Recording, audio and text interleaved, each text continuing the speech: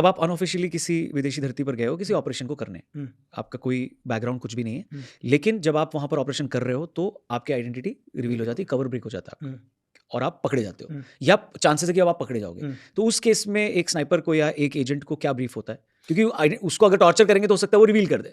Sir दो है, unofficially एक बंदा गया है, सपोज करो कि अगर मैं पहले पकड़ा नहीं गया तो इन्फिनिट हमारे को वापस से निकलने के हमारे कई लोग होते हैं कि हम कैसे वापस निकलेंगे। वो मैसेज मिल जाता है आपको, मैसेज मिल जाता है हमारे पहले से। हम लोग अपना मतलब एग्जांपल के लिए अगर मैं यहाँ आया हूँ तो इस घर के अंदर घुसने के लिए मुझे पहले से यहाँ के एग्जिस्ट पता होने चाहिए, क्योंकि मुझे पता होना चाहिए कि यार इसके 3 एग्जिस्ट हैं, इन तीनों एग्जिस्ट में भी अगर यहाँ की लोकल एडमिनिस्ट्रेशन लग गई तो मैं चौथा कहाँ से निकलूंगा, फॉर एग्जाम्पल के लिए।